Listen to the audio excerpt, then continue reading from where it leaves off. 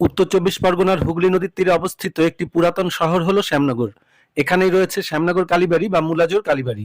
1809 খ্রিস্টাব্দে বৈশাখী পূর্ণিমার দিন গোপীমোহন ঠাকুর ব্রহ্মময়ী মন্দির প্রতিষ্ঠা করেন। কথিত আছে গোপীমোহন তার 8 বছরের কন্যা ব্রহ্মময়ীর বিবাহ স্থির করেন। বিবাহের দিন ব্রহ্মময়ীকে আরিহাটোলা গঙ্গার ঘাটে স্নানে নিয়ে গেলে ব্রহ্মময়ী জলে তলিয়ে যায়। 2-3 দিন পরে মা কালী তাকে স্বপ্ন দিয়ে বলেন তিনি ব্রহ্মময়ী। শ্যামনগর মুলাজোর ঘাটে ব্রহ্মময়ীর শরীর পাওয়া যাবে এবং সেখানেই যেন তিনি মন্দির প্রতিষ্ঠা করেন। গোপীমোহন এখানে কন্যাকে খুঁজে পান এবং মন্দির প্রতিষ্ঠা করেন। মন্দিরটি নবরত্ন মন্দির এবং পশ্চিমমুখী। শোনা যায় এই মন্দিরে স্বয়ং বামাখাপা নিজের হাতে দেবীর পুজো করতেন। মন্দিরের দুপাশে 6টি করে মোট 12টি শিব মন্দির রয়েছে।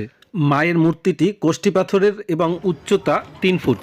মন্দিরের সোপানের কাছে 2টি স্তম্ভের ওপর 2টি শ্বেত পাথরের সিংহ মূর্তি রয়েছে, আর স্তম্ভের গায়ে খোদাই করা আছে 2টি বিষ্ণু মূর্তি। ভিডিওটা ভালো লাগলে একটা লাইক দিন।